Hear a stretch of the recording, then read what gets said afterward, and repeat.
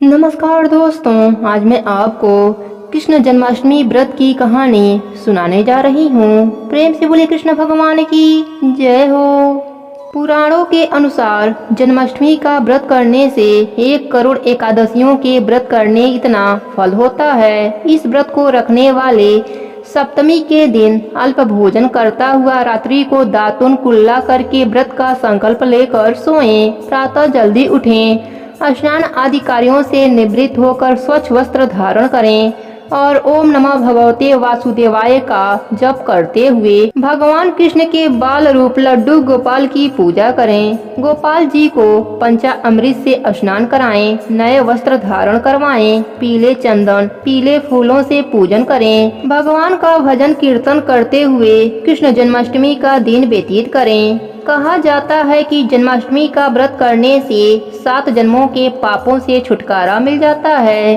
और जो मनुष्य हर साल जन्म उत्सव मनाता है, कृष्ण कथाओं का श्रवण करता है, वह आरोग्य तथा सौभाग्य को प्राप्त करता हुआ अंत में वैकुंठ को जाता है। तो आइए सुनते हैं कृष्ण जन्माष्टमी की पौराणिक कथा।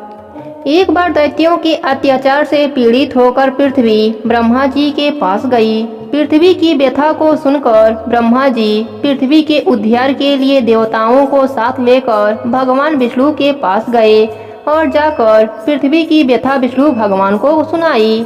ब्रह्मा जी के मुख से पृथ्वी की व्यथा सुनकर श्री हरि ने कहा, आप लोग डरे नहीं, मैं शीघ्र ही देवकी के गर्भ से अवतार लूंगा और पृथ्वी को दैत्यों से मुक्त करके पृथ्वी के कष्टों को दूर करूंगा और आप देवतागण पृथ्वी पर गोकुल में जाकर यादव कुल में जन्म लें। द्वापर युग में भोजवंशीय राजा उग्रसेन मथुरा में राज्य करता था। उसके पुत्र कंस ने उसे गद्दी से उतारकर स्वयं अपना अधिकार कर लिया था।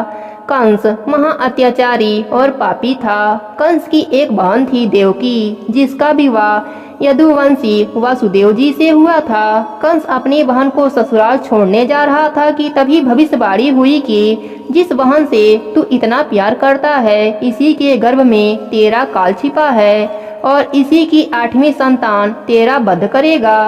कंस ने अपने बहन को मारना चाहा, लेकिन वासुदेव ने कहा कि वह देवकी को न मारे। देवकी के गर्भ से जन्म लेने वाली संतान को लाकर वह कंस को दे देगा। कंस ने दोनों को कारागार में डाल दिया और समय समय पर पैदा होने वाली 7 संतानों का कंस ने वध कर दिया। जब भगवान विष्णु ने 8वीं बालक के रूप में देवकी के गर्भ से जन्म लिया तो योग माया के प्रभाव से काल ग्रह के ताले खुल गए, सब योग निद्रा में चले गए। वासुदेव भगवान कृष्ण को गोकुल में नंद बाबा के यहाँ छोड़ आए और नंद बाबा के यहाँ पैदा हुई कन्या को अपने साथ ले आए और कारागार के द्वार पुनः बंद हो गए। योग माया के प्रभाव से देवकी और वासुदेव भी इस सारी घटना को भूल गए। कंस को जब पता चला कि देवकी की 8वीं संतान कन्या हुई है तो वह उसे भी मारने पहुंचा।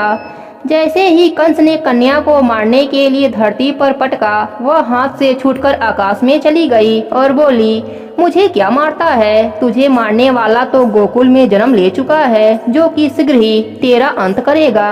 गोकुल में नंद जी के घर पर भगवान कृष्ण का लालन पालन बड़े ही चाव से किया गया। जब भगवान श्री कृष्ण कुछ बड़े हुए तो उन्होंने कंस का वध कर धरती को भार मुक्त किया और अपने माता देवकी वासुदेव को कंस के कारागार से छुड़ाया।